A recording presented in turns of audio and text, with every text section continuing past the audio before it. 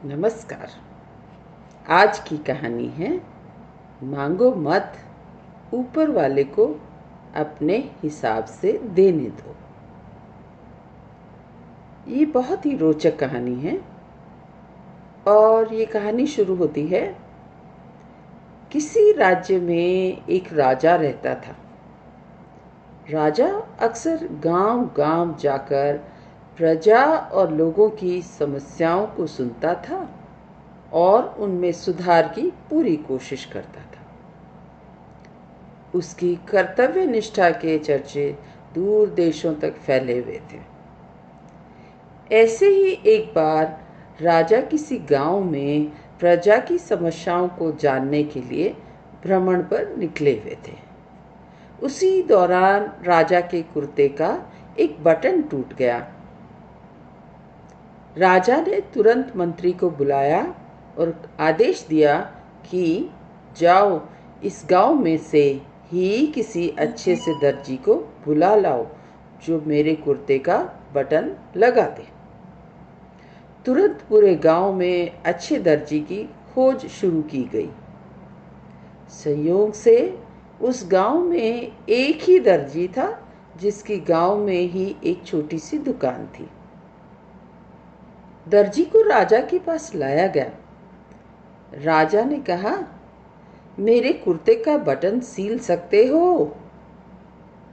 दर्जी ने कहा, जी हुजूर, ये कौन सा मुश्किल काम है। दर्जी ने तुरंत अपने थैले से धागा निकाला और राजा के कुर्ते का बटन झटपट लगा दिया। राजा ने खुश होकर दर्जी से कहा, बताओ, तुम्हें इस काम के कितने पैसे दूं?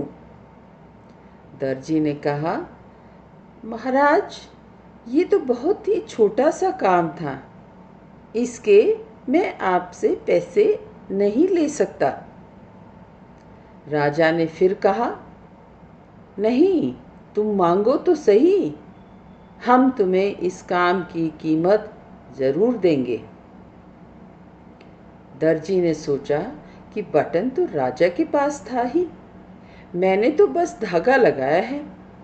मैं राजा से इस काम के 2 रुपए मांग लेता हूँ।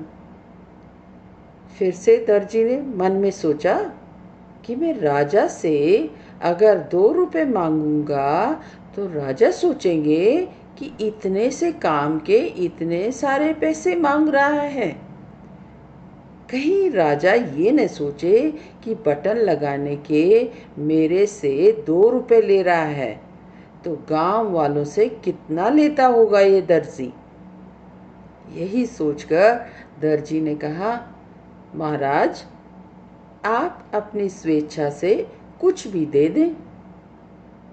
अब राजा को भी अपनी हैसियत के हिसाब से देना था, ताकि समाज में उसका रुतबा छोटा न हो जाए। यही सोचकर राजा ने दर्जी को 2 गांव देने का आदेश दे दिया। अब दर्जी मन ही मन में सोचने लगा कि कहाँ तो मैं 2 रुपए मांगने की ही सोच रहा था और कहाँ राजा ने मुझे 2 गांवों का मालिक बना दिया। तो दोस्तों, हम लोग भी उस दर्जी के समान अपनी क्षमता से सोचते हैं और भगवान से कुछ न कुछ अपनी हैसियत से मांगते हैं।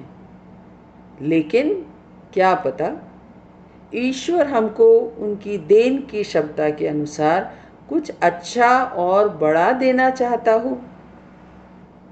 गीता में भगवान श्री कृष्ण ने भी कहा है, कर्म करो, फल की इच्छा मत रखो। तो जब आप भगवान पर सब कुछ छोड़ देंगे तब वह अपने हिसाब से आपको देगा, लेकिन कर्तव्य करते रहना हमारा और हमारी जिम्मेवारी है, हमारा फर्ज है। तो कैसी लगी कहानी मुझे ज़रूर बताएं। धन्यवाद।